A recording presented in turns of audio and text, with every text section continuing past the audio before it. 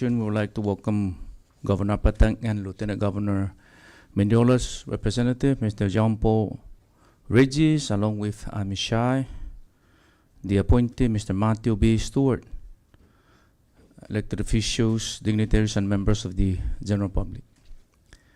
Before we proceed forward with this public hearing, let me first introduce the member of this standing committee. To my right side of the aisle is the floor leader of the Senate, Senator Manglonia, Donald Manglonia from the 1st Senatorial District, Rota, and next to him is Senator Jude U. of Snyder from the 2nd Senatorial District, Tinian. And to my left side of the aisle is the Vice President of the Senate, Senator Corina Magofnia from the 3rd Senatorial District, Saipan. And I'm the chairman of this standing committee, Senator Francisco Cruz from the 2nd Senatorial District, Tinian. I would also like to announce a couple of things in the interest of informational purposes regarding code of conduct during this public hearing. Today, the member is conducting a public hearing on the appointment of Mr. Matthew B. Stewart to serve as a member of the Commonwealth Economic Development Authority Board of Directors to represent the 3rd Senatorial District, Saipan. The public will be invited to make comments as to whether you support or oppose the appointee before us this morning. We value your input. However, any comment beyond the facts of the appointee or comments that are not directly related with this public hearing will not be entertained, and such comment will be removed from the record. At the same time, please observe minimal noises in disrupting this hearing process, and please turn your electronic to a silent mode. Thank you. Let us now begin. This public hearing is now in session. Today is December 15, 2025, at approximately 9:37 in the morning. Here are the Honorable Vice Speaker Suspi Movnas Memorial Building, Capital of Saipan. Here at the Senate Chamber, this public hearing regarding the appointment of Mr. Matthew B. Stewart by Governor David M. Apatang and Lieutenant Governor Dennis C. Mendiola to serve as a member of the Commonwealth Economic Development Authority Board of Directors, representing the 3rd Senatorial District, Saipan. For the record, our staff for this morning is Mr. Devin Marcoronas. Our Sergeant at Arms is Ben Terlahi. Our IT is Mr. Jonathan Diaz.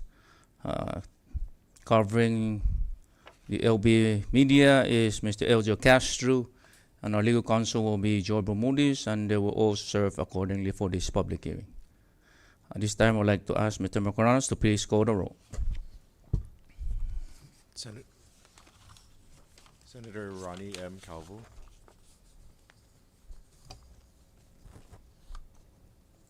I'm sorry. Just for the record, Mr. Calvo is on Zoom at this time.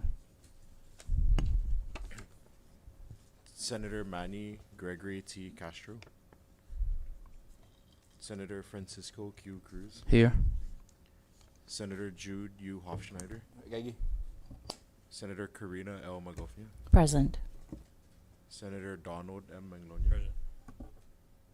Senator Ronnie M. Calvo. Okay. Mr. Chairman, 5 members are present and 1 member is absent. Thank you. With 5 members present, we have the necessary number to proceed with this public hearing. However, Senator Castro is excused. At this time, do I hear a motion to adopt our agenda? So moved, Mr. Chairman. Any second? There's a motion and was seconded. All in favor of that motion, say aye. Opposed, say nay. Motion carries. At this time, I would like to ask Sarge to please invite the appointee and the governor's rep into the chamber. And sir, before you proceed with your testimony, please state your name for the record. Thank you.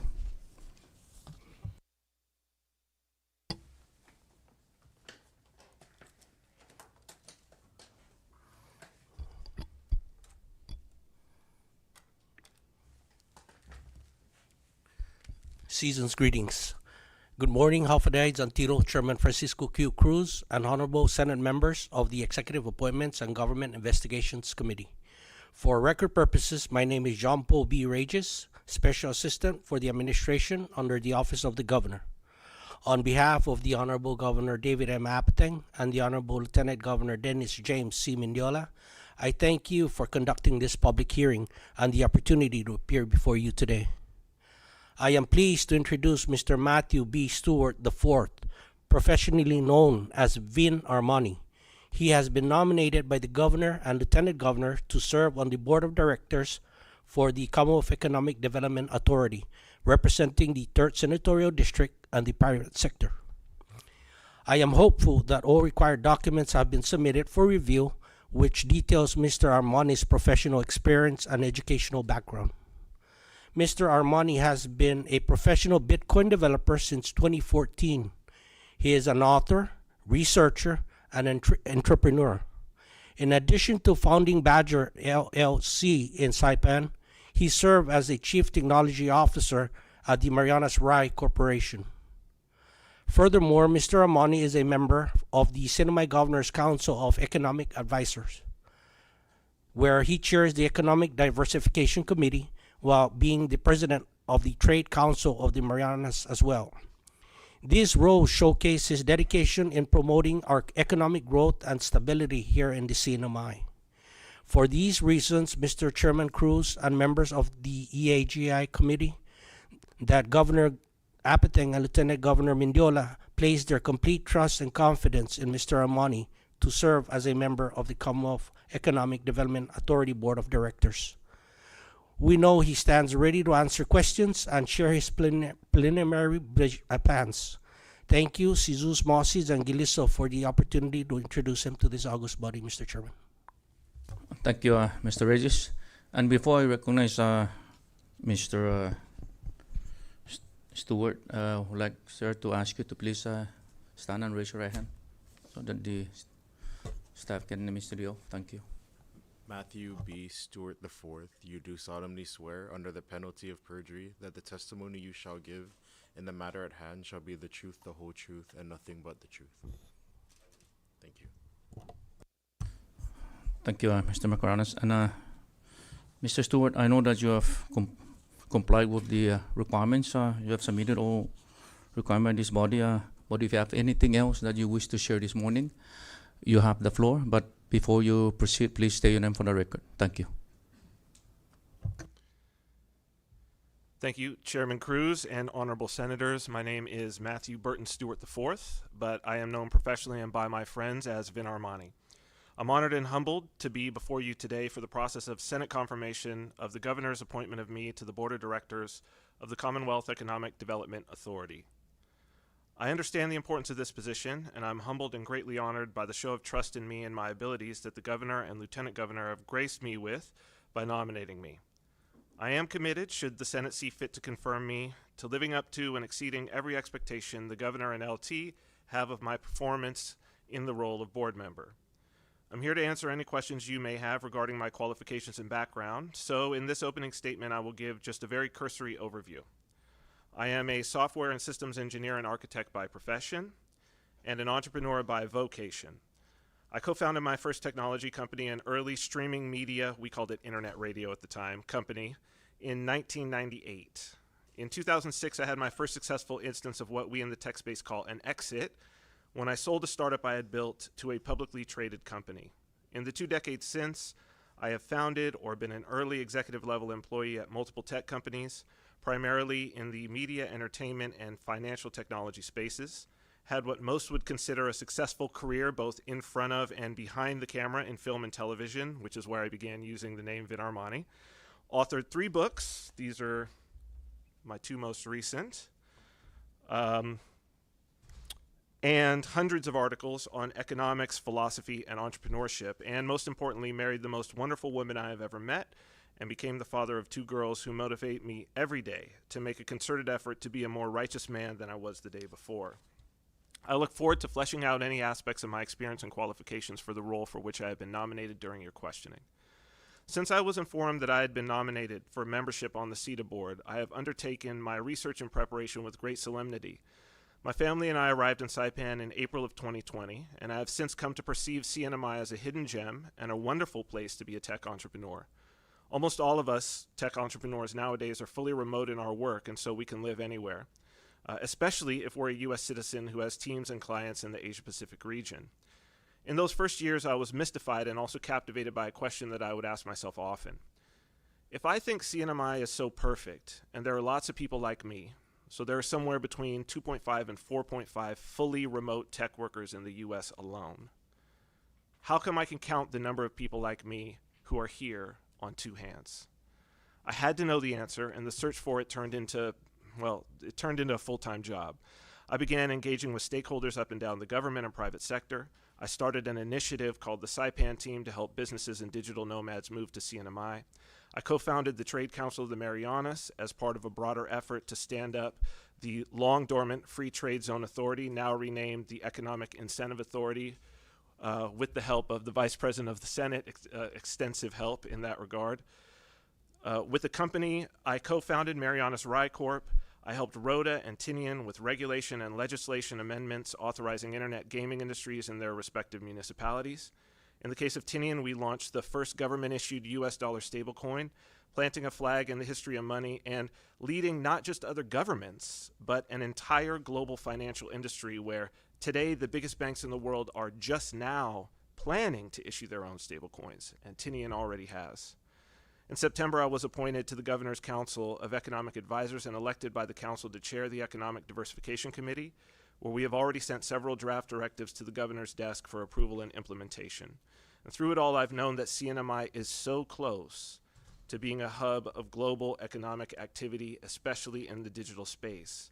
A place where businesses that are a good fit for the values and needs of the local community can contribute in positive and productive ways, bringing not just revenue, but employment and education to our people, and hopefully increasing our standard of living to the highest levels of any jurisdiction.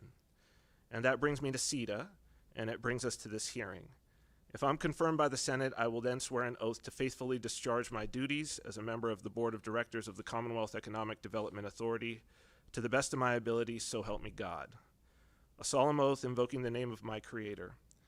As those who know me know, I'm an Orthodox Christian. I do not take such an oath lightly. CETA's authorizing statute defines the overarching duties of a board member to be to govern the operation of the authority, and I'm quoting, in a manner that furthers its purpose and to take action necessary to the exercise by the authority of its powers.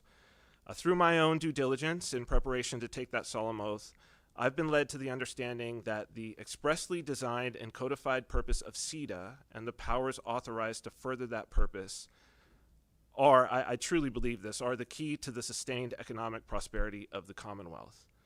40 years ago, a unique and novel institution was established in the Northern Mariana Islands that, if it were established today, if CETA were established today, it would be called a mix between a development bank and a sovereign wealth fund. And yet, it would be 20 years after CETA was first authorized that Andrew Rosanoff, in his 2005 article, Who Holds the Wealth of Nations, would even coin the term sovereign wealth fund. CETA serves a unique and powerful purpose for economic prosperity for the people of CNMI. The fullness of that purpose, though, is still waiting to be unlocked. I have no doubt that the nature of this purpose will be uncovered in our discussions today. I'm committed, should I be confirmed, to working diligently and to the best of my ability to manifest the vision of CETA that the early and founding leaders of CNMI put into law 4 decades ago. It's really a beautiful economic vision, and one that would be innovative even if it was conceived today. I'm eager to talk with you all about this and to answer any questions that you may have. Thank you very much. Thank you, Mr. Stewart. And before I recognize the members of the general public who wishes to come forward to deliver testimony, first I would like to recognize those entities that are invited to participate. The Executive Director of the CETA, Mr. Derek Sasamoto. Is he here, or someone from that office to represent? Can you come forward, please, sir?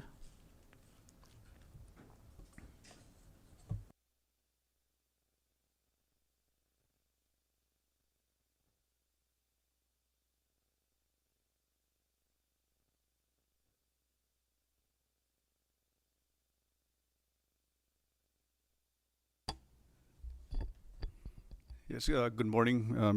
Is this on or off? It's on. Good morning, Mr. Chairman and committee members. Mr. Derek Sasamoto had a pre-arranged commitment before this hearing was announced. So I am here representing the organization.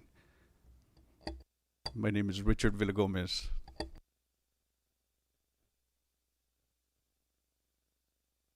Go ahead. You may proceed with your testimony, sir. Okay. We've only had very limited experience and work with Mr. Stuart Armani.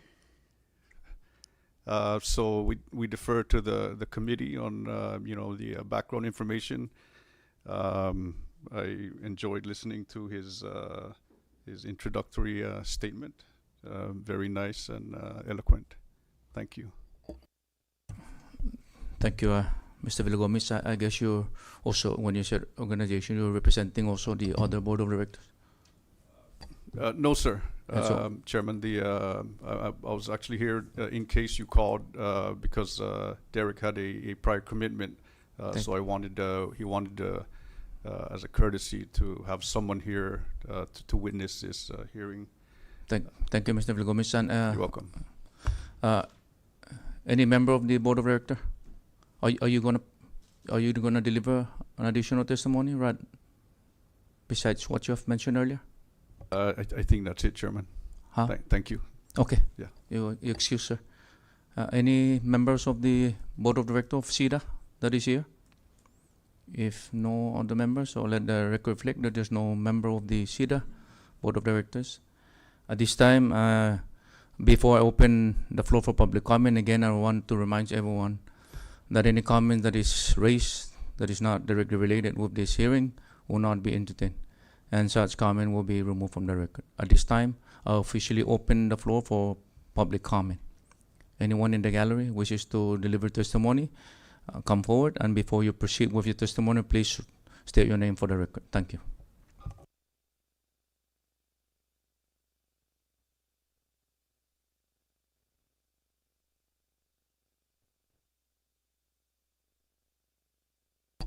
Chairman Cruz and honorable members of the Executive Appointments and Government Investigations Committee. My name is Joshua Cook. I'm a business owner. More importantly, I'm here as a father who's raising a young family in the Commonwealth. I'm in full support of the nomination of Mr. Stewart as a member of the SIDA board.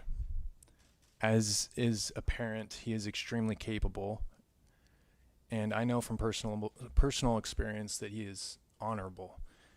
And you'll notice that is a pattern of mine, is to try and share a more personal experience that is harder to that the public might not know and might not see. I'll share two patterns I've observed that demonstrate a rare kind of integrity that Vin has. And the first pattern is his instinct to be honest and service-oriented. As a member, I remember an occasion where Vin was bidding on a software project for one of the local government agencies. And his technology was a custom software and hardware solution that was more robust than any off-island competitor could have or would have built. He had every opportunity to charge a large amount of money for this because he was solving a very important and critical problem for this agency.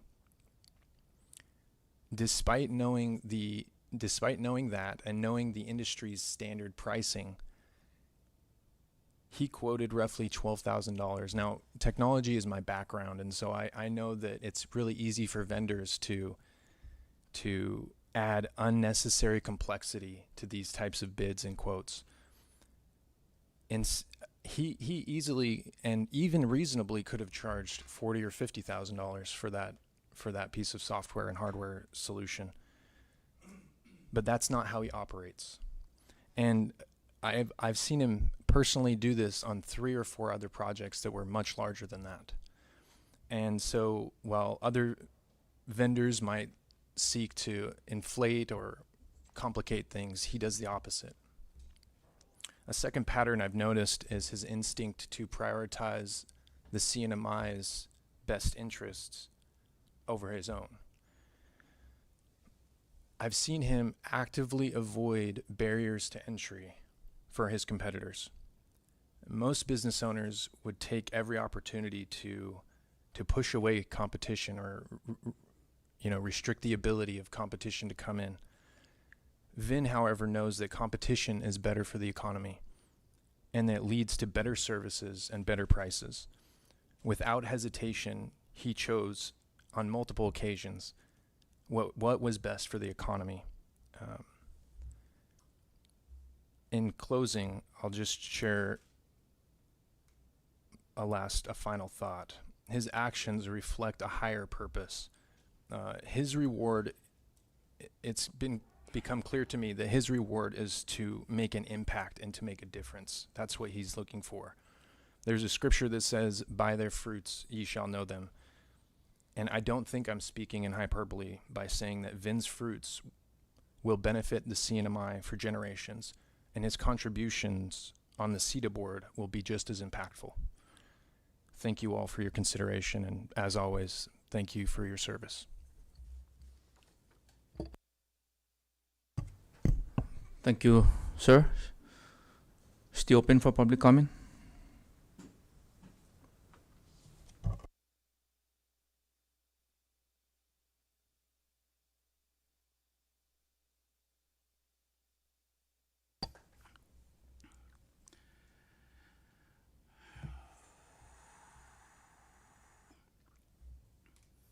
Matthew Stewart, huh? Good morning, Mr. Chairman and members of the Senate Committee on ESGI. My name is Clyde Narita, and first, thank you for the opportunity to give my comment on this hearing on the confirmation of Mr. Matthew Stewart, better known as Vin Armani. I'm here in my personal capacity to give verbal support for the confirmation of Mr. Vin Armani. I've also submitted my written letter of support to the committee, doing the same thing. So I'll summarize my my comment this morning.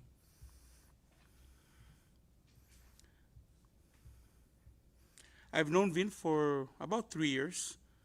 In full disclosure, though, he is a good friend and a business partner. I know that he moved out here in the States during the COVID time with his family. He's a devout family man, a really devout Orthodox Christian, as I learned through my years of hanging around with him, which is Orthodox Christian, which is a level above a Roman Catholic, as I basically found out too. We first dealt in business when he was his company was giving providing service for credit card payment services for my company that I had. So that's how we both interacted and so forth. Through that relationship and in business relationship, I've learned to understand the man and understand what his capacity is, and I've learned a lot. Yeah, his insight in the digital economy is endless as far as I'm concerned. Through him, I've learned a lot in the digital economy and in the ventures and in the new industries that come out of the digital economy. For somebody who has committed his time in government service and in public safety and law enforcement, my mind has been narrow in regards to the economy, other than what I learned through the years in growing up with tourism and garment and so forth. So it was a breath of fresh air to me to be able to learn a lot from this man. And his vision and the way he believes things are in the digital economy itself allow me to also see what he's learned. And I, in my own capacity, I've taken the initiative to do my own research, not only of him but also of the digital economy and understanding what it is. And through that, I always come back, and he attest to that I always text him and said, what about this? What about that? And I've learned through that process. And,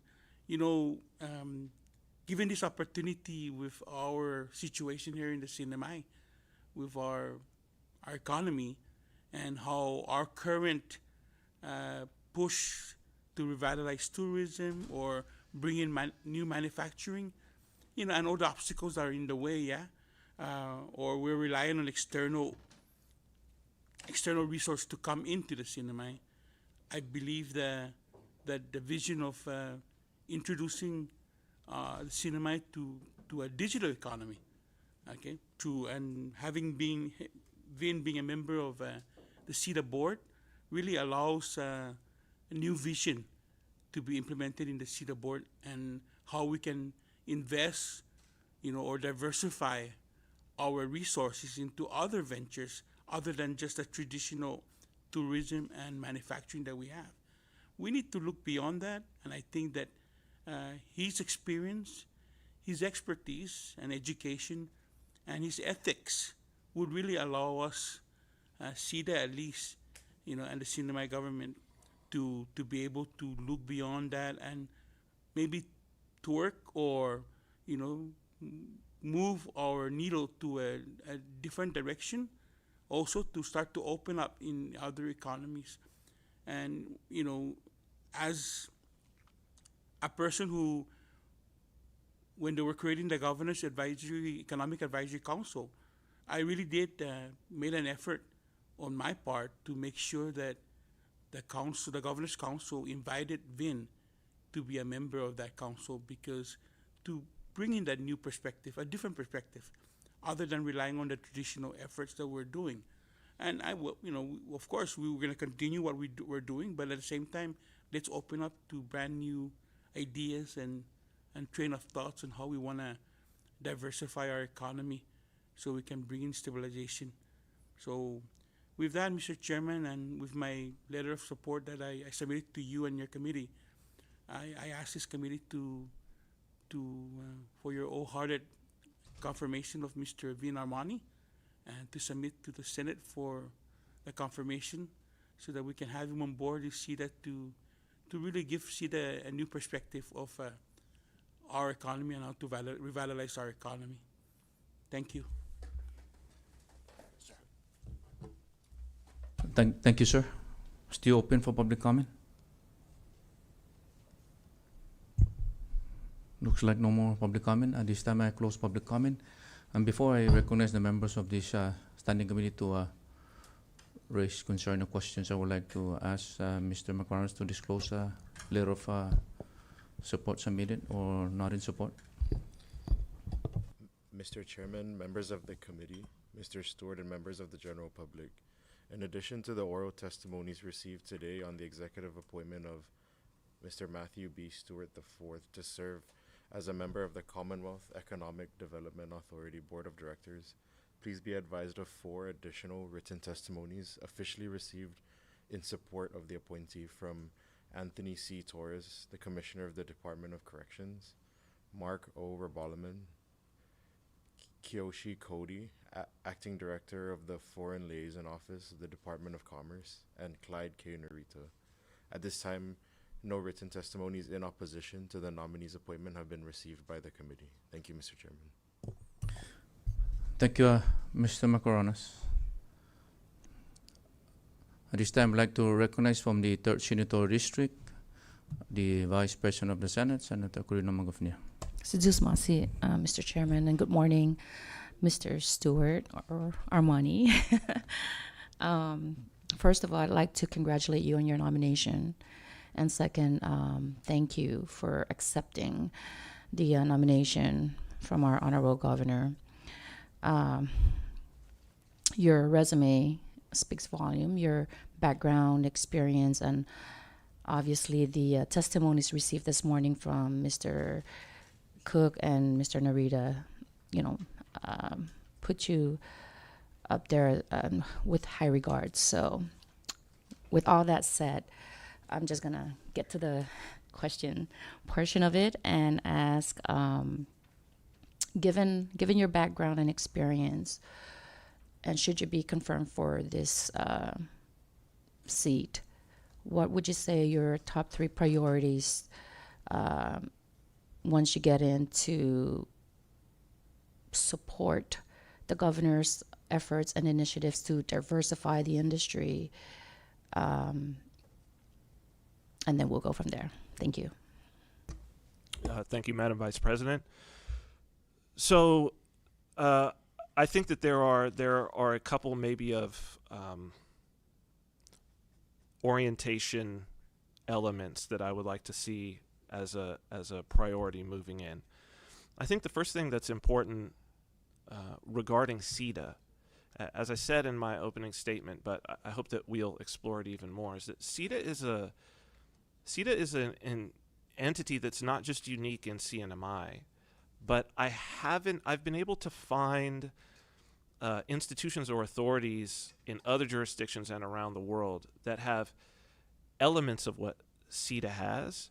Very few of them have the level of authority that the early CNMI government gave to CETA, and very few of them have the particular purpose and the structure that was given to CETA.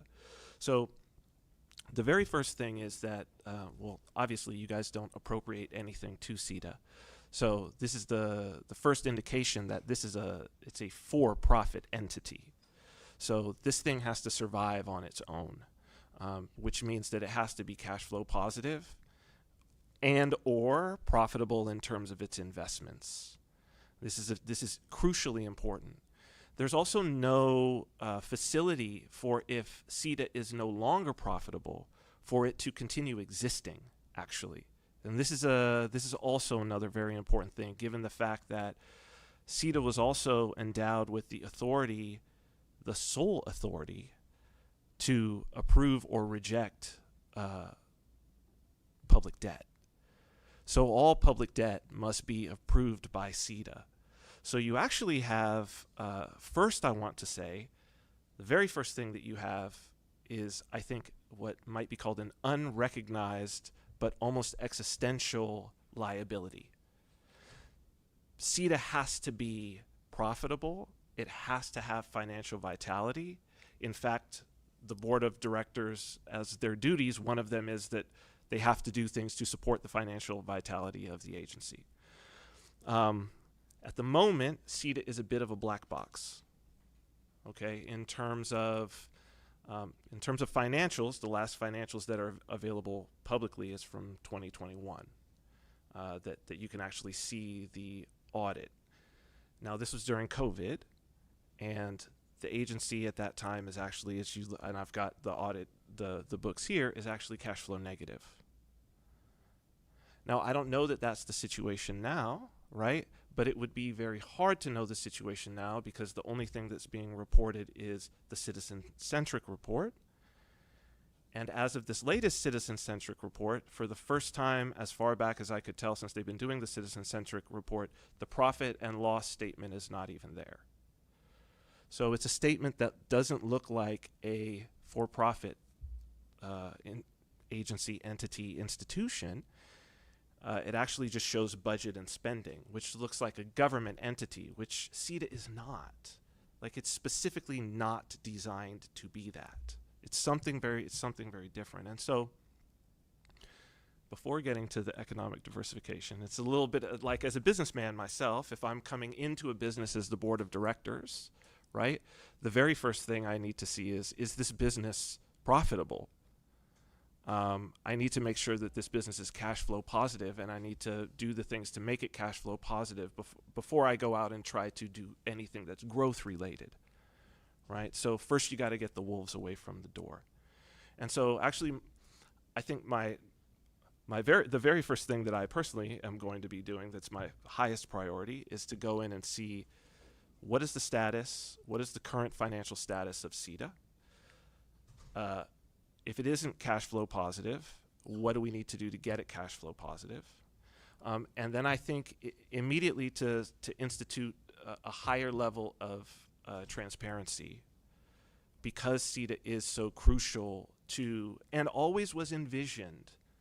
Everything that I've read, the committee reports actually from, I believe it's HB 4 136 and 137 were the authorizing statutes back in 1984, 85.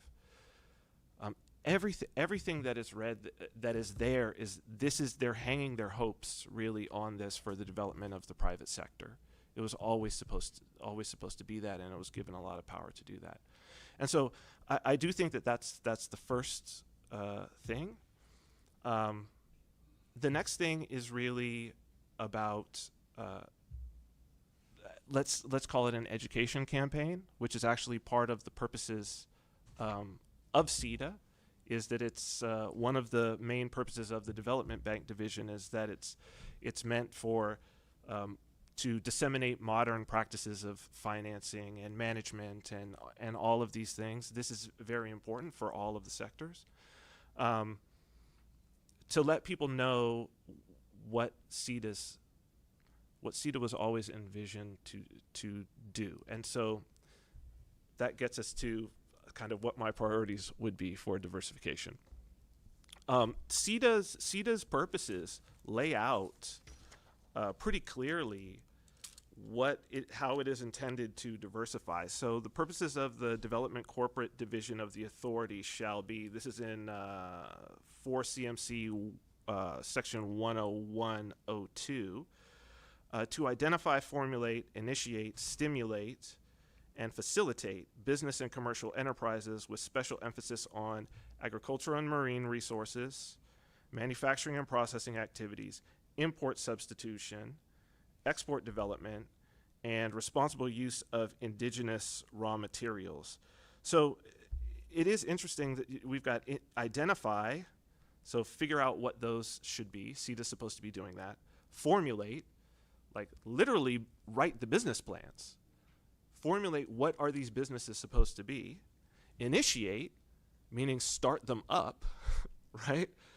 Stimulate, meaning fund them. And facilitate, meaning run them. So CETA is, I guess, what we in the tech industry might call an incubator. You might call it a venture fund. The idea was, and that's why I say it was innovative for them to be doing this in the 80s, right? So we talk about we need these things. So for instance, I'll give you a prime example. You know, we've got, starts with agricultural, right? So we had an egg. If you want to know my number one priority, this is one of the things that got me into looking at all of this, right? Is eggs, okay? Well, I lived in New Hampshire with my family for a while.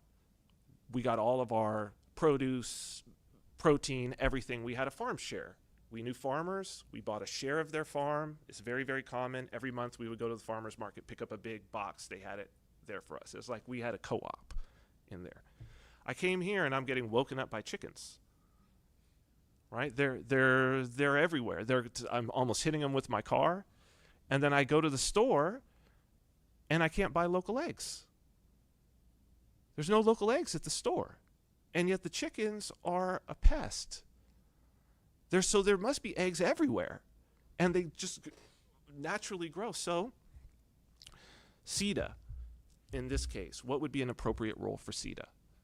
Well, the CETA board should be saying, and especially when we had this egg crisis, which means the global supply of eggs has dropped. The price has gone through the roof. Our people, that's the perfect opportunity.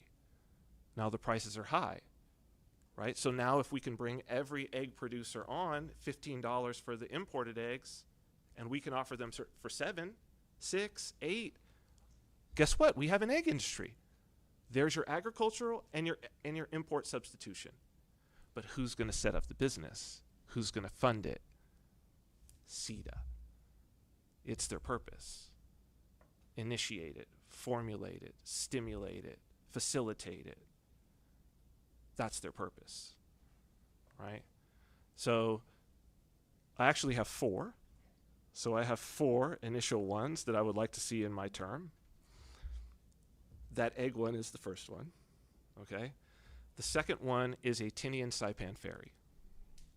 And in doing this, there's actually already a boat builder in Sweden it's called Candela, that has an incredible new style of boat that it's a catamaran that it's all electric, raises up, they call it flying. It's like you're on a magic carpet at 25 knots. And they've already written up a business. I just called them and said, hey, I might be doing this and I would love to see, would you guys be interested in this if they could do a joint venture and fund this? And they were like, yeah, we'll put it together, it's profitable. Go from here, Saipan to Tinian with a stop in Managaha, 30-person boat. They wrote up a business case. I've got it here. I'd love to share it with you guys. They just said, you guys set up an operator, you guys fund it, we'll get you the boats. Not only that, and these are the types of things and this is why I say CETA is very powerful in this regard. Most businesses, they're happy to do it, they just want funding, right? So not only that, they said, oh, but we're gonna have a problem. We're in Sweden, they're already a part of Sweden's public transport system. We're gonna have a problem. We can't get into the US market. I said, why can't you get into the US market? They said, because of the Jones Act. I said, oh, well, guess what? We're exempt from the Jones. They said, what? I said, yeah, and then I told them about Head Note 3A, and so not only now do they want to do boats here, they want to build their boats here. Because they could, no Jones Act, to show that it can work in the States, set up a US company, take advantage of Head Note 3A, assemble their boats here, 30%, and ship them into the United States, right? So another one is data center. Right? There's data center builders and there's lots of data centers going on. But what CETA is particularly empowered to do is CETA is empowered to borrow to make that stuff happen. Right? So they can actually do the funding with bonds, and that's why they were given the bond power. Right? So it's a uniquely empowered authority that has not yet been fully unlocked, and I don't know if it could have been unlocked in the 1980s. But it could certainly be unlocked in 2025. It's not a completely unique, and there's lots of tools to do this and lots of partners, and I think that we should be partnering with more people. So those are my initial ones. I think if we get some early wins, then yeah, show people what we can do. Thank you for that answer, Mr. Stewart. Definitely like what I'm hearing so far.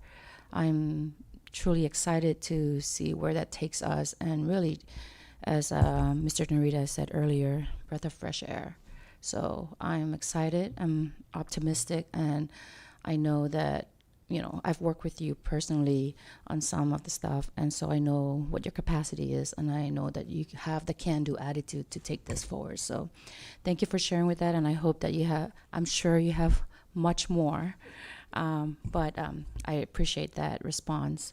And the only other question that I have is, in reading the citizen-centric report for FY25, one of the challenges that CETA highlighted is the very first one, and that is the overlapping and similar missions regarding economic development. And my assumption to this is probably with Department of Commerce.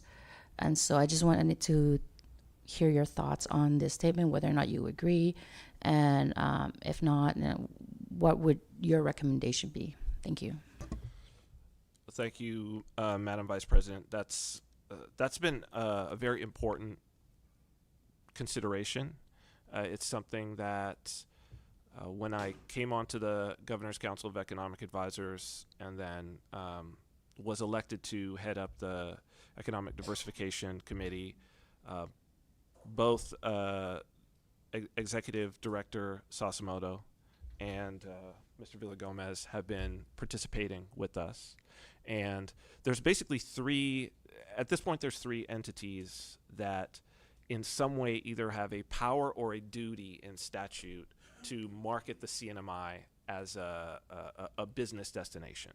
And so the Office of Foreign Corporation Liaison, which was a bill that came from your office and is brand new in law, has a mandate for that. I do believe that is a crucial office because, as we said, CETA is not actually within the Commonwealth government by statute and by design. It is outside of the Commonwealth government, and it is supposed to support itself. It's not actually concerned with generating tax revenues. It's concerned with stimulating the environment, stimulating the economy, but it is mainly concerned with doing that in a way that generates revenue for itself with good economic incentives. Up until the passage of the Foreign Corporation Liaison Bill, there actually was no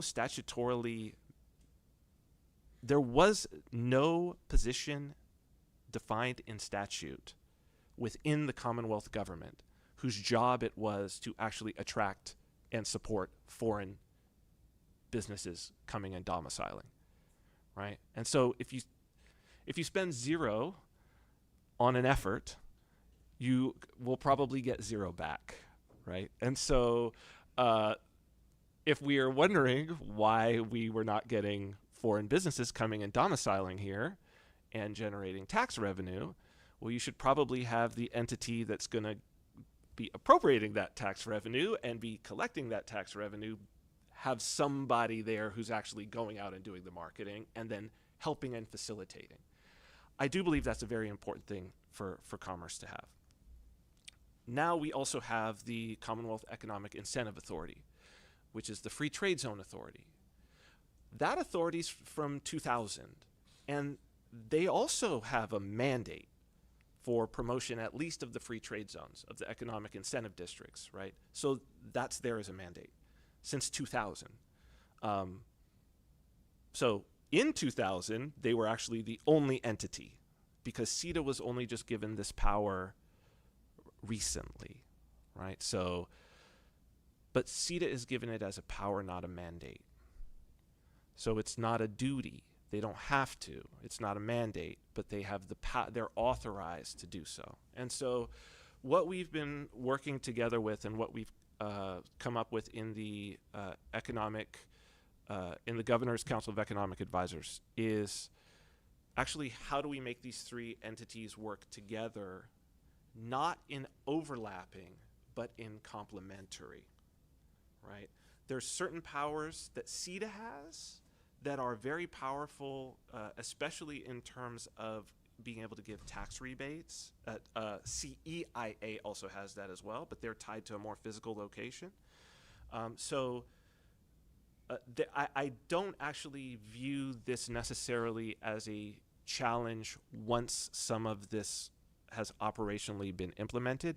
CETA has been very cooperative on it. CEIA, their new board, has been very cooperative on it. Obviously, Mr. Kiyoshi Cody, who's acting as the director of the Office of Foreign Corporation Liaison, I think that the way that things have been laid out, we call it the domicile funnel. The idea is to get these businesses into the funnel, however they come in. Still, CETA's role within that, I will say, Madam Vice President, is pretty much unchanged from, I think, how it's been perceived in the last few years. And I do think that it should remain that way, that CETA should be actively looking for these big, major impact, all of the ones that are here, agricultural, manufacturing, marine resources, that CETA should be looking for these big projects. This is how I see it.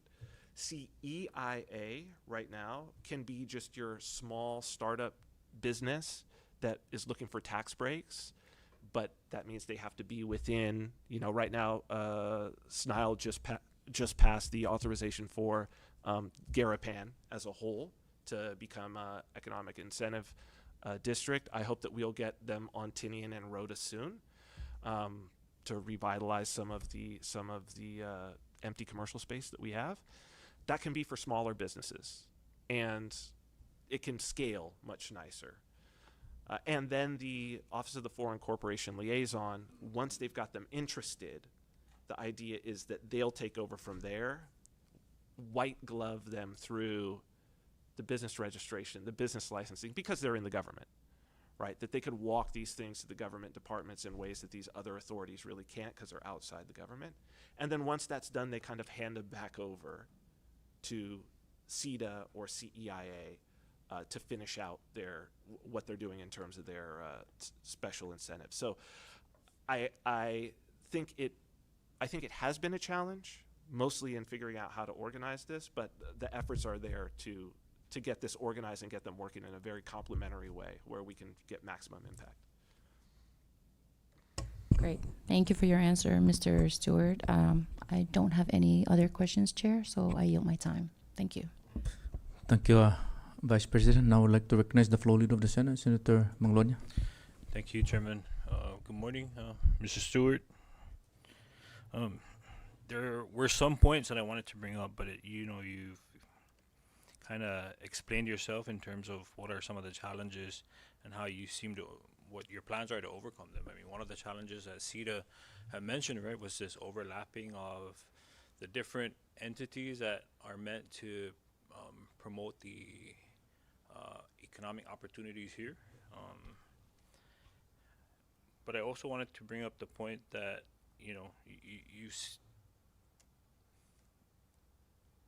going over the statute that you've mentioned, right, there seems to be a lack of maybe understanding or vision in terms of how do we market the CNMI in terms of agriculture or manufacturing. It always seems to, or like the message that comes out from CETA always seems to revolve around this tax exemption or this tariff-free zone, or and so I think there needs to be some focus more on what are the projects that can come out of the CNMI, and so looking at the different islands and what each island represents or has to offer. I think that's something that could be addressed more through CETA, and investigate how is it that, or what is it that CETA can do to support these entrepreneurs within these islands to promote whatever product that may come out from these islands. And so if with that understanding and that vision in mind, what would be the next pitch that maybe you'd like to see come out of CETA at the next Select USA, if anything? So thank you, Senator. That's it's a very good question. And as I've looked at what was intended for CETA initially,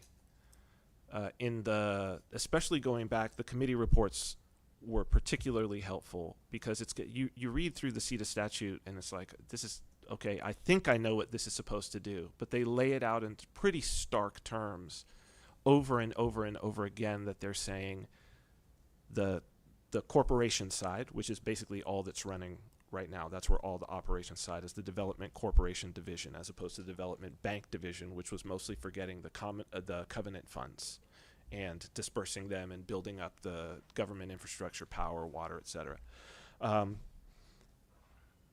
Time and time again, they talk about entering into joint, and it's also in the statute itself, of course, but joint ventures with companies that either exist or are yet to be formed. And I think that in the case that you're talking about of how do we identify the various different things that CETA should be involved in, the approach that seems to be taken right now is a kind of what would I say? It's a little more of a net approach, if you will, right? That we're going to do some net fishing, where we've got this broad net. We've sort of said, hey, these are the cool things about CNMI for business. This is what makes CNMI good. And then we'll go to something like a Select USA and say, okay, here we are. We've got our booth. Here's our net. We'll see what swims in, and hopefully we can catch something, and hopefully we catch something good. But how CETA was designed, it seems to me, from everything that I've read, is that it's meant to be a little more of a spearfishing entity, to where we've already decided we want parrotfish. That's what we want to eat tonight. We're going to go find some parrotfish, and then we're going to spear the parrotfish specifically, meaning we're going to go to the place where the parrotfish is. We're going to have the spears that are appropriate for the parrotfish. We're going to go at the time when we're most likely to get the parrotfish, and we're going to get them, right? And so this is where this idea of the purpose is to initiate and formulate these businesses.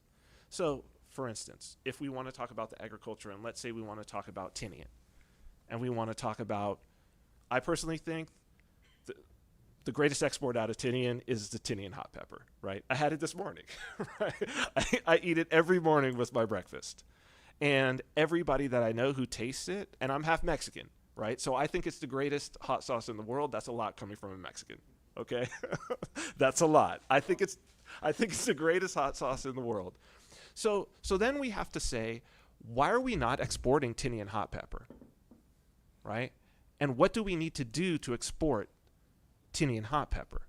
And it isn't to wait, and it isn't certainly to go necessarily to a Select USA, but it's to say, what are the things that we need in terms of partners?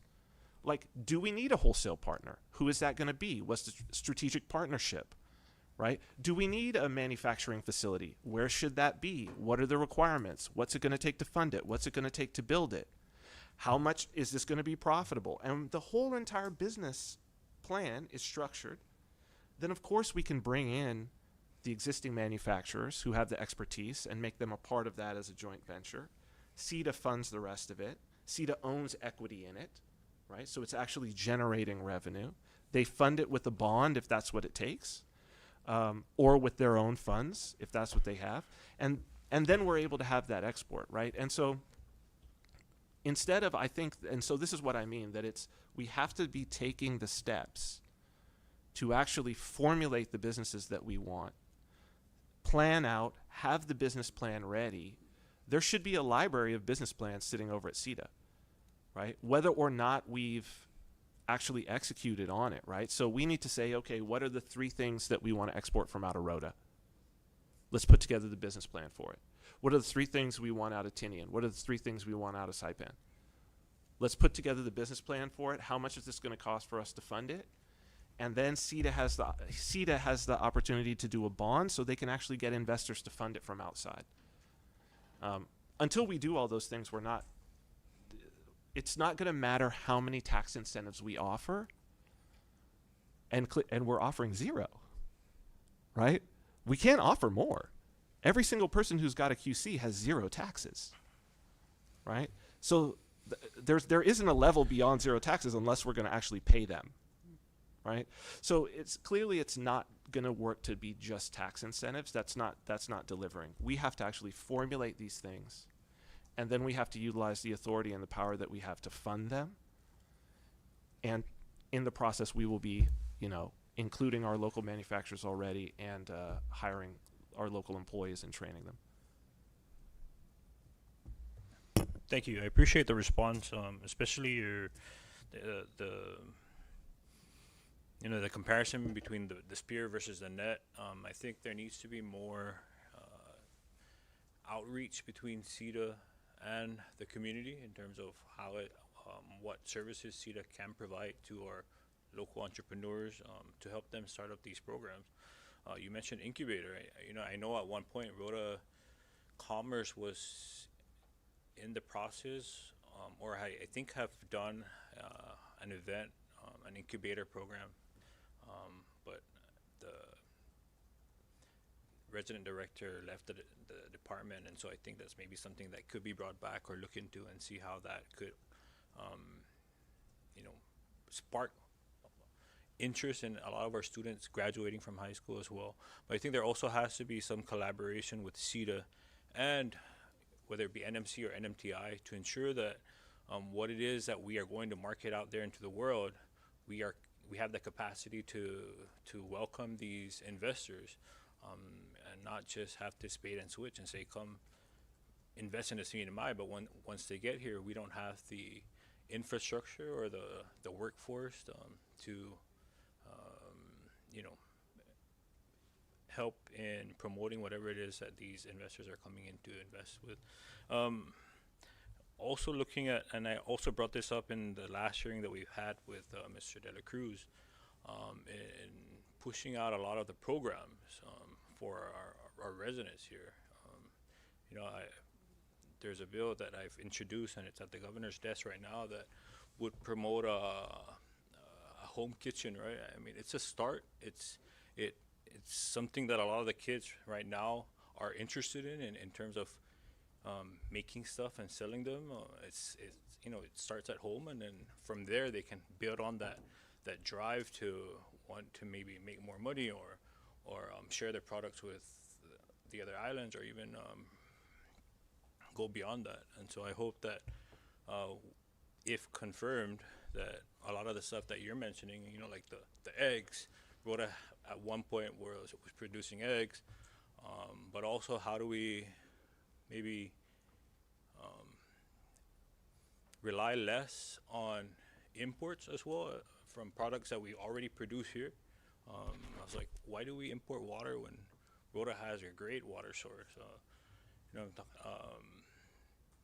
And so those are some of the things that I hope that with your vision and your role within the Governor's Economic Council, as well as the work that you've done in trying to get CEIA reestablished, which we appreciate, right? That hasn't been active for some time now, but I do see your passion and your motivation in trying to do what you can to help the CNMI, and I thank you for that. And I hope that there's all this mention on the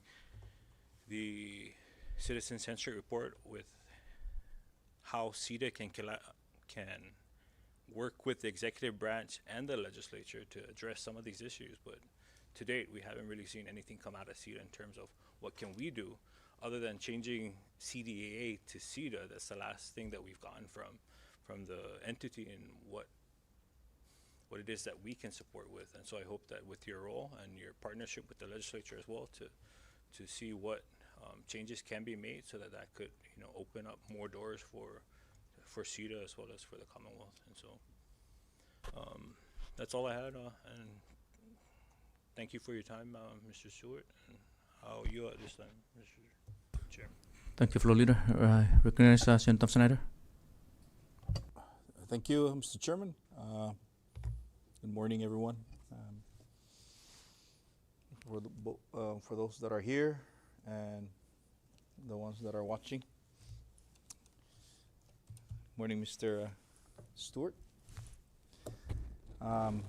Sitting here just listening to your comments, opening statements, and the exchange and the line of questioning. I couldn't help but to really thank you for pointing it out that it's right there.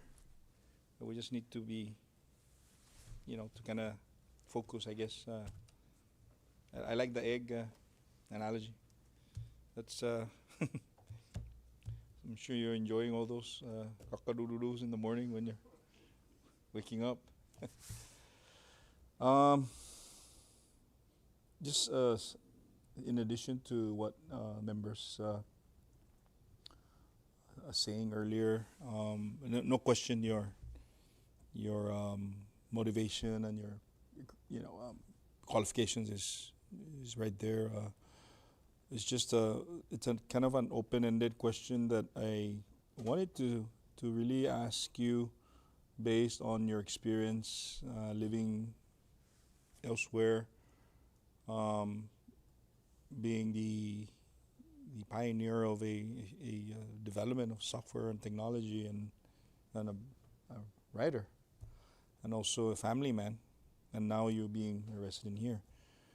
What else can you think, the CNMI, do you think, in your opinion, that can we do to get to the next level?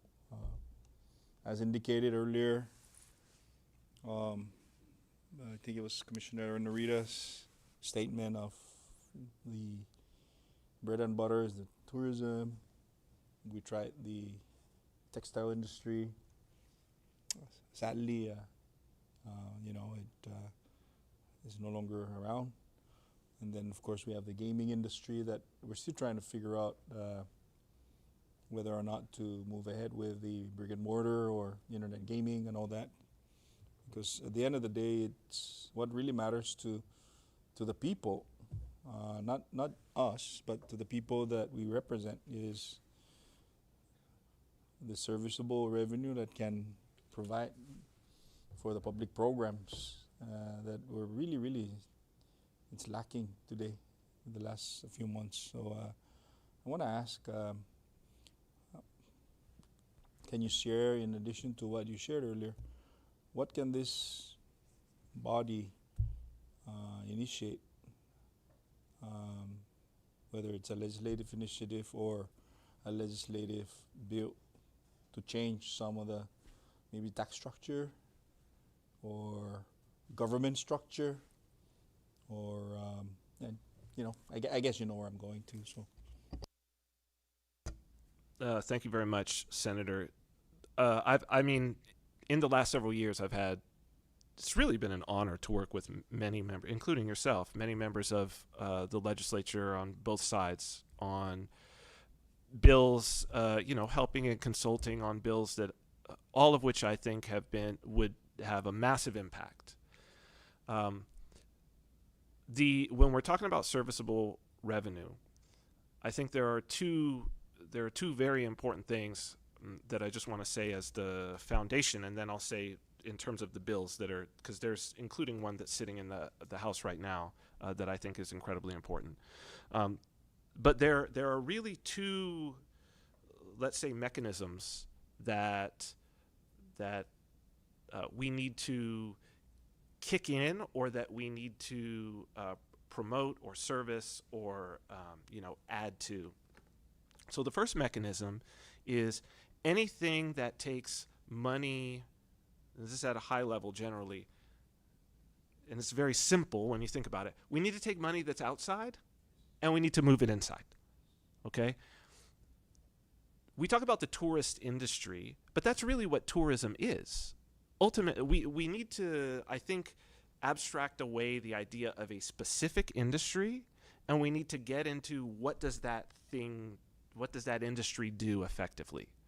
So what tourism does very effectively is it takes money that's outside, right? It's in the wallet or bank account of some Korean guy, some Korean family. It's in his wallet, it's in the bank account, and then it moves them inside. It moves it into the bank account of a hotel or a restaurant or, the pocket of a tour guide or something like that, right? So what are the industries, what are the things that we could do that most effectively will do that? But most importantly, how do we remove the barriers? So for instance, there is a bill that actually, it made it into the Senate in the last legislature and then died in committee, I guess. It had come from the House. It was Manny Castro's bill. And now Senator Castro. But now it's been reintroduced in the House. And it does several things. So one, it adds services to the export exemption for BGR. So right now, with gross revenue tax, we exempt exports of goods, right? So if we export the Tinian hot pepper, if we export water, then that exporter is not going to pay BGR on that export. That's been there for forever, okay? Okay, but what if it's not an export of Tinian hot pepper, right? But what if it's a graphic designer who's designing a hot sauce package for someone in China, right? Still same thing, right? The money's coming in. My customer is in China. The money's coming in. I'm still going to spend it here. I'm going to still pay my income taxes, but why do I have to pay BGR? If I would have exported the actual graphic on a hard thing to them, maybe I export a disc, then now I don't have to pay BGR because now I'm an exporter of a good, right? So we can actually bring way more businesses that are exporting services way faster than we can bring someone who's exporting goods like a manufacturer. A manufacturer's got to set up. A graphic designer can come here and work out of his house and sell $100,000, $250,000, $300,000 worth of graphic design services and still pay income tax and still pay his kids' tuition and still pay for groceries every day and gas, right? And flights in between the islands and his rent, right? And to CUC, and so still spend that money inside. So the other thing that it does is it removes, on that note, it removes BGR, it exempts financial trades of securities. So, we have no financial industry here. And you would wonder why that is, considering that places like Seychelles or Cayman Islands or Puerto Rico, they have a ton. Well, why is that? Well, the reason why is that if I sell shares here, if I do a stock trade, our law says I have to pay BGR on the money that I receive from that stock trade, even if I trade at a loss, which is often something that will happen when you're trading, right? So you acquired it for this amount. I acquired it for $10 a share, but there's a crash. I have to sell it for $8 a share. Our law says that that $8 a share money that I got back, I'm getting taxed on it too as gross revenue, right? Whereas on my income taxes, it would be a capital loss. I would be taxed on it, right? So that means the way that our law is set up now, if we don't exempt that, we can never have traders here. But yet this is a perfect location for that. And what does it take to be a day trader here? Your laptop. Move here, right? You're going to get 50%. If you're living in California and you're trading on Asian markets, currently, this is a way better place to be. You'll pay less in income tax, right? You don't pay a state tax. Not estate, but a state tax, like you would in California on your capital gains, right? You pay the same capital gains, except you get a 50% discount because you're here, right? We should have every day trader in America should be living here. Every single one of them. They can't because of the BGR. And even if they did move here, and this bill repeals that other thing, Larry Hillblom, back in 90-something, in order to chase off Millard, put in a very crazy, and Dave Berger has talked about this many times for years, we just really need to get this repealed. He put in he got a super crazy law passed that basically says anybody who comes here who has then capital gains, so we're talking about this day trader who moves here, they've already got some stock, they sell it when they're here, they have capital gains, they have to live here 10 years before they can pay those taxes to CNMI. Now, CNMI is entitled to those taxes.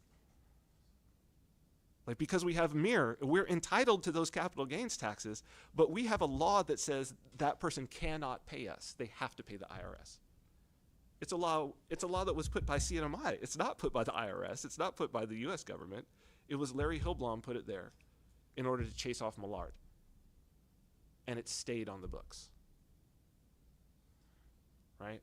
So that bill should pass immediately. Immediately. This is the second legislature it's been in. So it's, as far as I know, it's sitting in the House right now. That one would have the biggest impact, I think, the biggest immediate impact on bringing businesses here, because we'd be able to go after the financial industry immediately. Thank you. So, thank you for that information. So I was kind of taking notes on your comments earlier.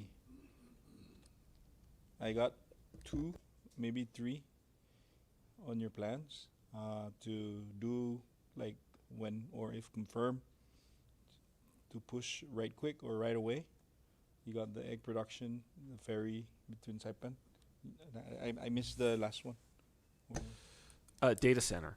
Okay. Data center. I think that one's probably the one that could get a deal the soonest, and I think probably also that's the one where if a bond was issued to finance it, that it would get snatched up pretty quickly. I think because right now building data centers it's everything right now. That's where all the money is at.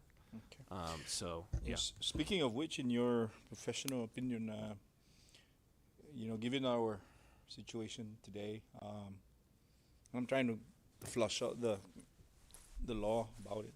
Maybe the council can guide me on this. But as far as the general obligation bond, it's been talked about, and other than a couple of months ago, I think it was at the House when a gentleman from Barclays mentioned it, as well as another gentle lady who happens to be a consultant also for financial management,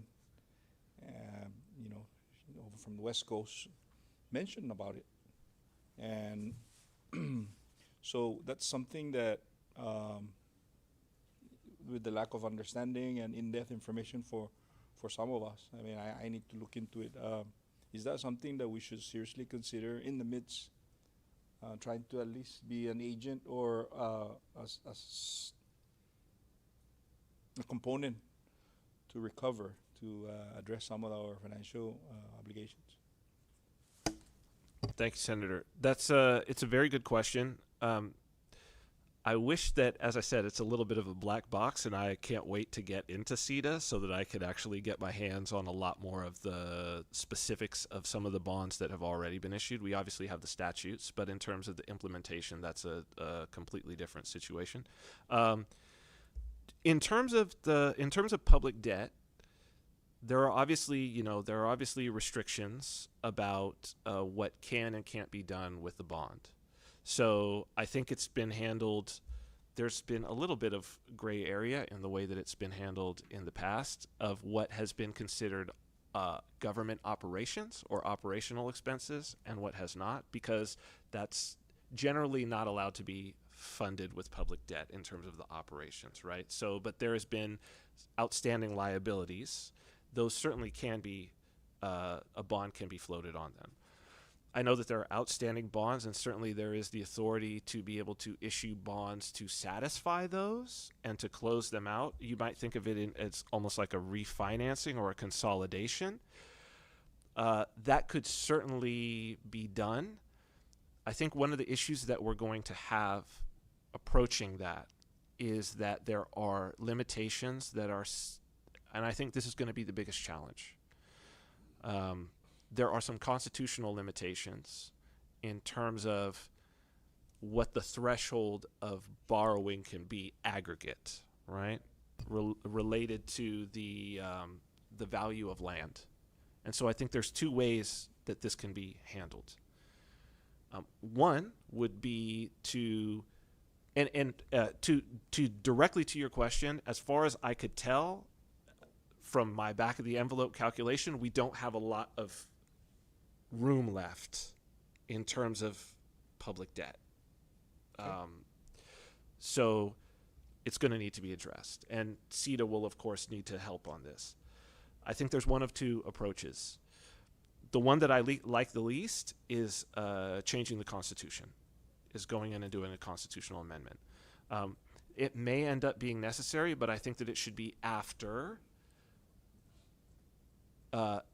reassessing the value of all the land, because it's a percentage of the land value is what we're talking about. Land asset inventory. Exactly. It needs to be reappraised. Yes.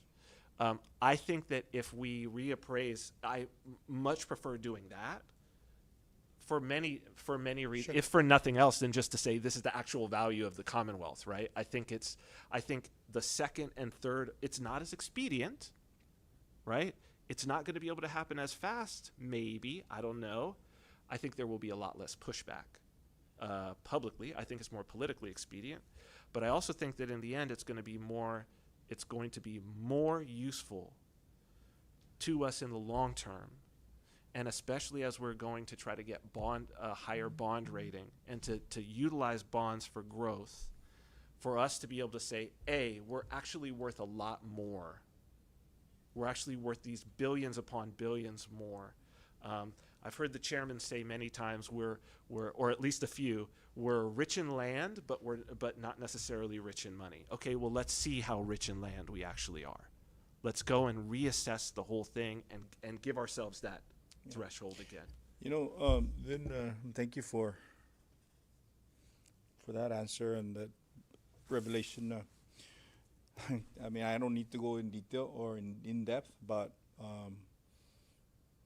a careful explanation, perhaps, to say the least, with regards to CETA and how to go about doing this, because we're running out of options. I think CETA is the entity that would. You mentioned earlier about pension obligation bond. Any bond. But we already have, matter of fact, we just passed a law authorizing a certain loan from another entity, but and then that's just for this year. So I'm concerned. I'm worried about the obvious. We have $10, or we need $10, but we only have $6. It's not a lot to pass around. So everyone wants their share. But unfortunately, if a budget process whereby it's depreciating by the day, to find that money, it puts a bigger challenge for all of us. So that's the reason why I want to ask that question. Another thing, and maybe for maybe it's not particularly you, but can you please have a look at there's a program called SSBCI that it's I think I saw somebody shared statistics as to how well are we doing moving those, and it's not good. I think we're number. Yeah, thank you. I think we're last in the line to move those, and I don't know the details of why it's taking long. That's why, I'm glad Mr. Villagomez is here. I cannot overstate or emphasize the need to move those so that we can return some of those potential gross revenue tax that can service, the obligations. And Mr. Chairman, Senator, go- please forgive me if I may No, that's fine. You got it. on the SSBCI. I think I do have maybe some comments to illuminate some of that. Considering that SSBCI at the moment seems to be the primary thing that CETA is publicly communicating that they are doing, in doing my due diligence, I thought that it would be appropriate for me to know as much about what's going on with that as I possibly could. I will share with you a conversation that I had last week with, I will not share his name because it's not that it was in confidence, but I don't think it's important who this individual is.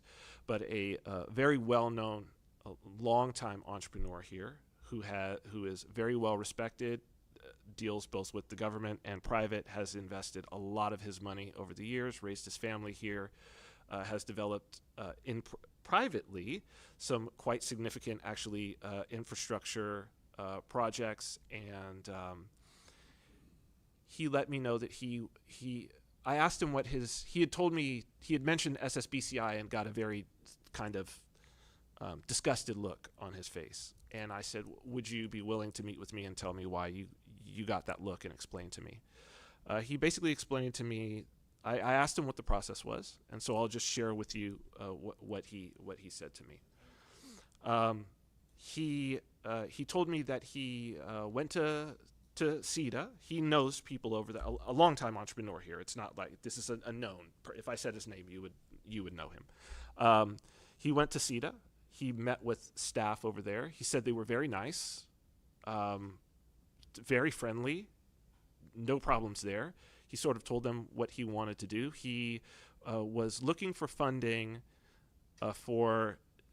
to expand. Now, these are businesses he already has. He was looking for funding to expand one of his businesses that he has that employs about 30 locals, all locals, not CWs, anything like that. 30 locals, residents, and at quite good wages. And then he was also looking. He happens to have one, let's say, quite unique capital asset for tourists that is relatively well known, that since COVID has been kind of shut down, and he's looking to restart it, and so he was looking, or have to sell it, which he didn't want to do, and because it would leave, and it was a relatively popular attraction, and so he wanted to restart it, and so he was going for funds for those two things. He said he was told go to Bank of Guam, which he did. And they gave him some information. He filled out what he had to do, and then received a call. All the rest was done video conference with a loan officer in Guam, not even here. And in the end, he refused the loan because the terms were a 10% interest rate. And he said, and this is a real businessman, he said, no one, this is guaranteed funds. They don't have to be repaid. This is fundamentally a grant to CNMI. The point of this is to give loans and stimulate the economy. But who's going to take it at 10%? He said the only person who will take it at 10% is someone who's not going to pay it back. Because anybody who's a real businessman is going to pay it. He said, I'll just use my own money. He said, I figured if I could get a good interest rate, it was good. Then I could expand my business and go take my money and invest in something else in the Commonwealth. Right? So I went to see if this was irregular. And just to give you one example, Montana, with the same funds, the same grant, SSBCI 2.0, they have set a cap at 3%.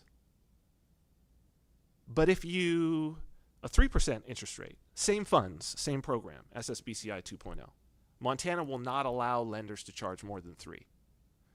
And that's for their longest amortization period. The shortest one, which is 1 year, 50 basis points, 0.5%. In other words, if you'll take a loan for and pay it back in a year, 0.5%. It's basically like a line of credit. So if you want your answer, there's a very simple answer. We're charging 10%, or we're allowing Bank of Guam to charge our people 10% interest rates on loans that we don't, on money we don't have to pay back to the federal government. That's the answer. Thank you. I again, when you get a chance and confirm, we need to revisit this because I don't particularly enjoy looking at the statistics saying that we're last in moving it. Again, it's and like you said, if it is basically a we're using it as it's a grant, right? So yeah, I mean, it's a grant. I don't know the details of why it went from being a grant to a 10% APR. That's, I'll leave that to you. But I'm hoping that that we revisit it, and if that is the concern of this gentleman or gentle lady that you're referring to, then I cannot say it even better, but to see how the board or the management can figure out a way to lower it down. I can appreciate if confirmed that this conversation has to be made one more time with this body once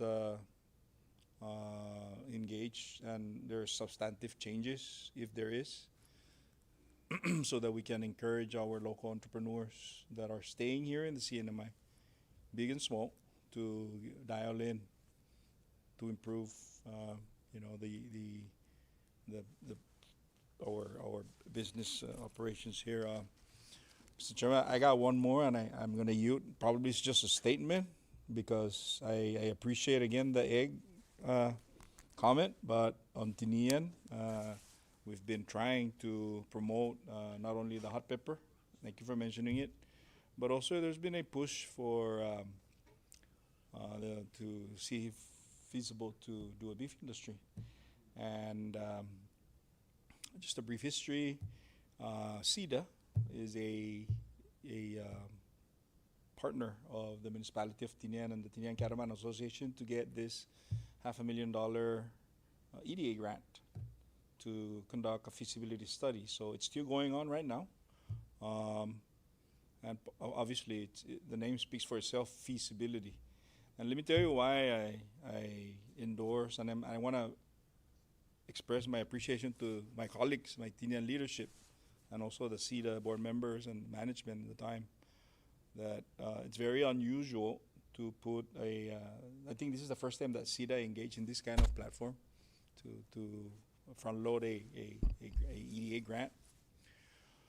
And I purposely asked that we put it at CEDA because it doesn't matter who the governor is, the mayor, the senator, the councilman, the congressman. The program is there and the grant is there. So it's sustainable. That's one. Number two is I think it's been proven that it can be done, and I encourage the other municipalities to engage to see how to best put that to use. But I think my what I want to impart with is if that should come up to if that's completed and there is some there's a conclusion to that, I wish to ask to continue working with, now the board is full for Tinian, former Mayor Ray De La Cruz and current member Frank Lee Bora, to see if how we can continue working with the municipality and the producers, not just the cattleman, but even like potential poultry operators or pork or other food, to see how we can assist them navigate. And it doesn't have to be a 1.0 $1 million loan. It can be just a small kind to start, because we're all gonna somehow need to eat, right? And I say this because the lesson that we learned when COVID hit, when we closed the borders, thankfully it opened while we still have food. But guess what happened? Oh, the prices started going up, not just food, but even other elements. So my point is, if we are sustainable in producing our own food supply, and the next big thing comes around, I'm not going to be worrying about how to feed the 40,000 people that are left here when you already have, and there's no importation of any sort of goods. So I know that CEDA is a partner now, and it's only one entity, but there's other entities that are very critical in working together to do just that. So I ask that work with your colleagues to see how we can assist the program or the plan, so that we can have enough food to eat, enough eggs to feed our people, to serve at the restaurants, and also beef, pork, chicken, and work with the transportation, the inter-island transportation. I think one of them is a recipient of a QC for 22 years. And I'm sure that we can figure out a way to lower the cost of, transport. So we don't want to just, limit it to just the 3 islands, but also if we can bridge it to Guam. So I think I can say it in a shorter term, but I think you know where I'm going to, Vin. So, Mr. Chairman, I'm going to yield my time. Thank you so much. Thank you. Thank you, Senator Snyder. Now I would like to recognize Senator Ronnie Calvo.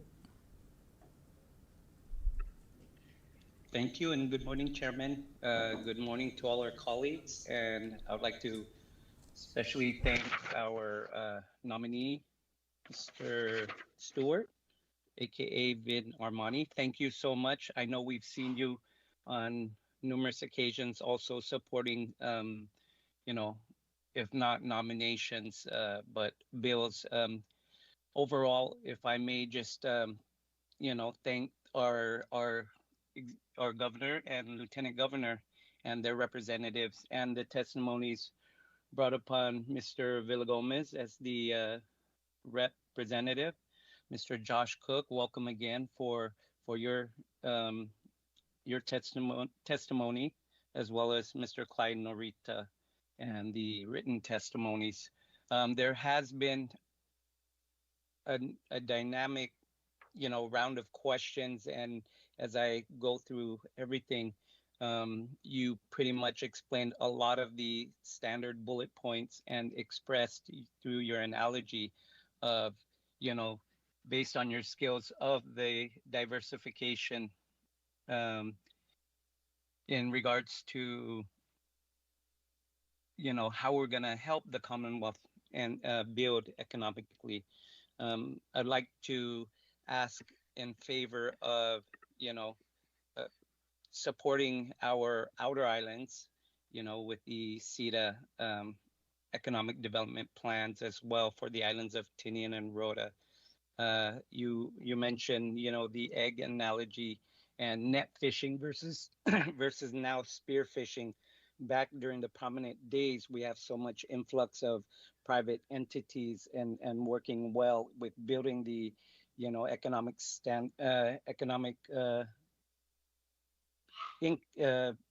growth of the Commonwealth. But now the analogy of we now need to target specific, you know, um, the specific challenges that you did come to play that the economy is facing. So the spearfishing part is that direct, um, what would you call it? Direct pinpoints as far as what we need to do in order to overcome these challenges.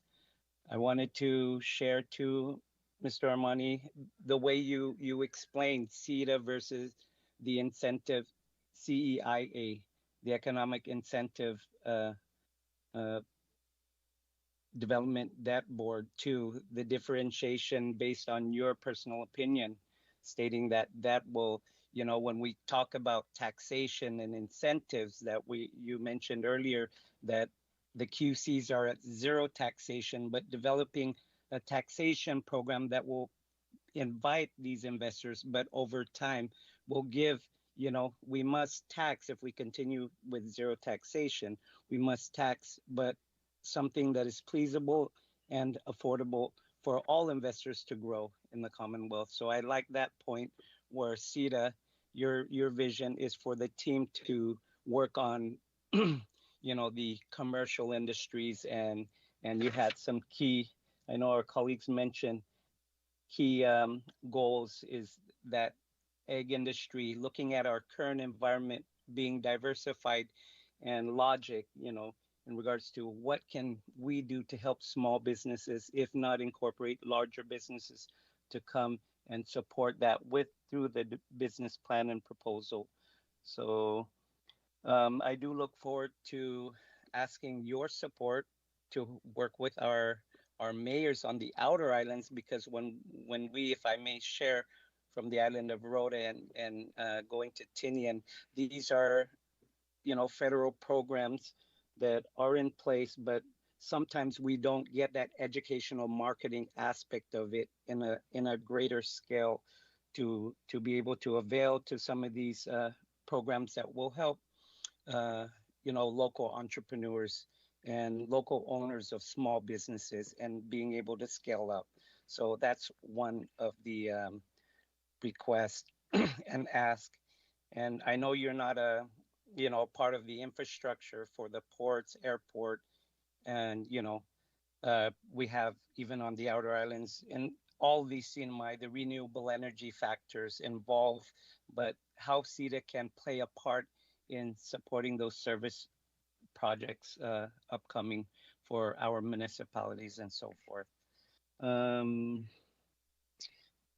I got some quick notes here, but I'm just taking a look at some of these. I look forward to also that the you know, ferry system you had mentioned earlier coming into play, getting these key stakeholders involved in, you know, coming over to our Pacific region. Also, your database center goal of funding, I mean, database center, trying to work with that. And how our Senator Jude mentioned for the small business SSBCI, the small business interest rate. You know, that's something that the public probably may not be aware of unless they are applying, but how we can cushion that and, like you mentioned, in the outer states, what works, you know, reducing that percentage rate so we can work together, if not, you know, um, rather than the 10% to get our people jump started. So I thank you once again, and we, you know, I do look forward to your you know, supporting your nomination and to continue working with the governor and the committee members and our Commonwealth. And thank you for investing in the Commonwealth and most especially that chartering that Bitcoin, you know, that move in Tinian as far as the tech world's concerned and your partners and in regards to all that. So thank you as we look forward to moving forward, you know, getting some of these forefront policies and passed that are highly necessary, and networking with the legislature and the House on generating revenue for our Commonwealth. Thank you, Chairman. I yield. Thank you, Mr. Lin. Thank you, Senator Cabo. And Mr. Stewart, good morning again. I see you have a lot of personal responsibility. Despite all this couple of personal, you also a member of the chairman of the Governor's Council, but still willing to serve in this capacity. I appreciate donating your time. I know that you're not gonna get paid. You're only gonna probably receive whatever meetings you attend. But other than that, it's a pro bono donating your time to the Commonwealth. So I appreciate your interest in in continue to donate your time to stimulate, diversify our economy. And when you say diversification of our economy, I know that it's a matter of, I mentioned that in the past, and Senator Snyder mentioned also earlier that it's a matter of collaborating with other agencies, because it doesn't, CDA is doing their part to, for economic growth, to stimulate our economy. And I know you mentioned earlier about the Commonwealth Incentive Authority. And not only those agencies, even with other agencies like MVA Commerce and other related agencies that can come together and work together to diversify our economy. I know I've seen in the paper big business closing down, and I'm thinking, here comes again another reduction in our government revenue. So, I think we should all work together. Even if if SIDA or other agencies see that there is something in our Commonwealth law that is not working, and that can be a man that is not going to violate our Constitution, then I think we should also look into those areas. If there's areas that needs to be amended or repealed that can help our economy. I know that we have under SIDA we have the QC I mentioned earlier, and I know that with this bad economy, because every time I entertain either back then the SIDA, the CDA and now SIDA, I will mention about the QC qualified certificate, whether or not after recovering, whether or not can be renewed for not, because I've seen QC been renewed even after recovery. So with this kind of economy, I know that it's very critical. We don't want to drive away big businesses because of not being renewed for another extension of how many years. And because I understand that QC is for new businesses to bring new businesses to the Commonwealth so they can, stimulate the economy. But it is up to you guys to see whether or not it's going to work if you cut right after recovery, or we continue to give another extension. But that's you experts to deal with that, with the good hardworking staff at SIDA and other agencies. Our people are suffering. I know that it was mentioned our bread and water is tourism, but we have to diversify, because we cannot just rely, like for example, even though we rely on tourism, the Korean market, very slow coming in, because when their dollar goes down, less people traveling. So those are the things that we need to look into that and see how we can diversify, other than just keep relying on tourism.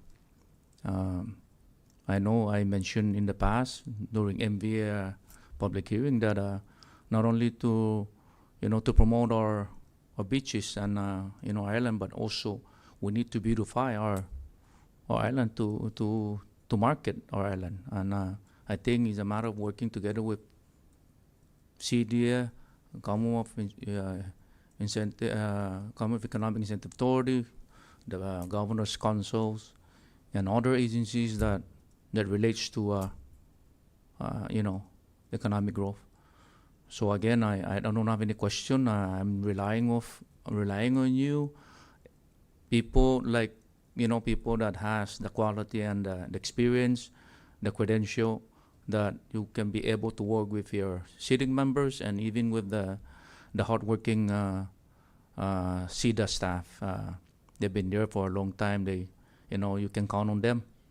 And like what Senator mentioned, we have to look into also small businesses that can be able to, and I've mentioned in the past that, and I know that recently they came down to Tinian at NMCL and they give some outreach. I always believe in outreach program.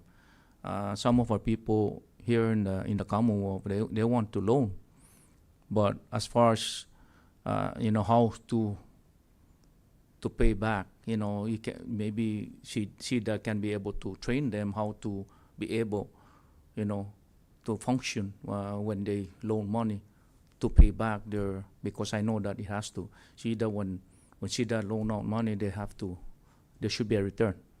And also look into those areas that I know a couple of millions that have been disbursed that there's no return. And I know there's a covenant agreement between the Commonwealth through SIDA that should be a return whenever they SIDA disburse funding. There should be a return, not just disburse without return, because we were given that funding to be able to be self-reliance, not always depending on federal money. So those are the things that I think should be looked into that very carefully and be reviewed. And I know that we don't want federal to stop giving us assistance because of violations.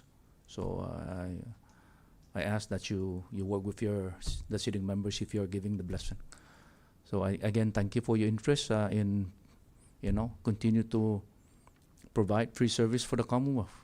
Although you are very busy with your personal businesses, the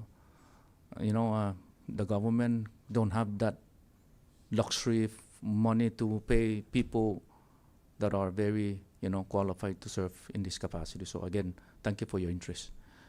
Any other member that wishes to?